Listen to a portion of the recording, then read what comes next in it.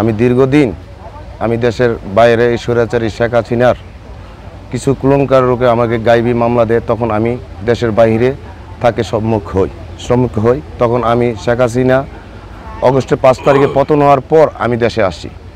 আসার পর আমি আমার সমাজ নিয়ে সুন্দরভাবে পরিচালনা করে এতদিন যাবৎ আসতে পেরেছি। এখন কিছু সংকট আওয়ামী লীগের দোষক 7 নং ওয়ার্ড আওয়ামী লীগের সেক্রেটারি কুডুমিয়া এবং সাবেক সভাপতি তার বড় ভাই একই ফ্যামিলির সভাপতি এবং সেক্রেটারি এবং তার বাইস্তা শাহজালাল এই 7 নং ওয়ার্ডে এই অবৈধ বালুর ব্যবসা করে এবং আমাকে আমার বাইস্তা আব্দুর রব ফকির রনি হচ্ছে আমার বাইস্তা এবং তার বাবা আমার আপন চাচাতো ভাই।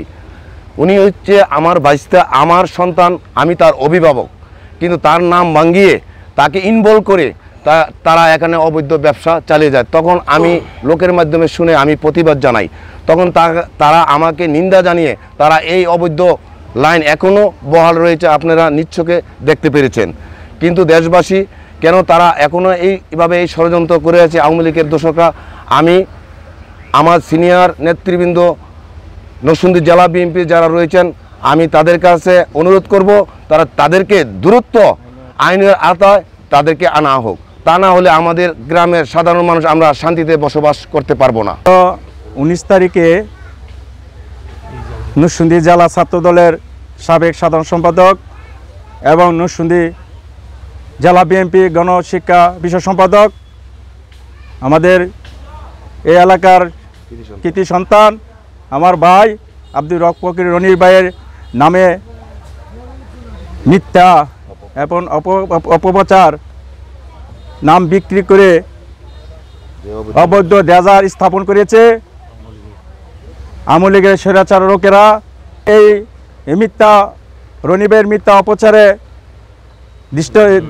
রনিবের নামে মিথ্যা অপচারে তীব্র নিন্দা জানাচ্ছি এমন স্বৈরাচার দোষীদের বিচার চাই।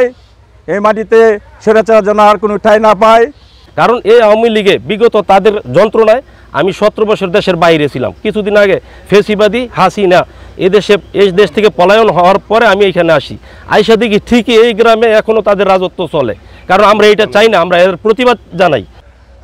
বিগত 15-16 বছর ধরে এই আওয়ামী লীগ যারা করে সভাপতি সেক্রেটারির আর ভাই বাতি যারা নিয়ে চাঁদাবাজি মাটির ব্যবসা এগুলো তো অবিরত করে।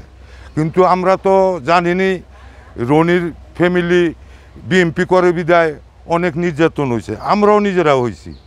এখন রনির নাম ভাঙায় এখনও চাইতেছে আওয়ামী লীগের দোসররা এই এলাকায় মাটির ব্যবসা চালায় যাইতে।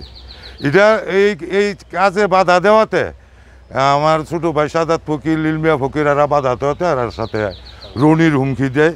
রনি নাকি এরারে বলছে, আসলে সম্পূর্ণ মিথ্যা অপপ্রচার করছে। রনিরা কোনো দিন মাটির ব্যবসার সাথে জড়িত না। এই ফ্যামিলির উপরে যদি চাঁদাবাজের কথা উঠে তাহলে এটা নরসিংদী আইন প্রশাসন ব্যক্তিবর্গরে আমি এরারে আইনের আওতায় নেওয়ার জন্য অনুরোধ করছি এবং তীব্র নিন্দা জানাচ্ছি এই সমস্ত কর্মকাণ্ডের।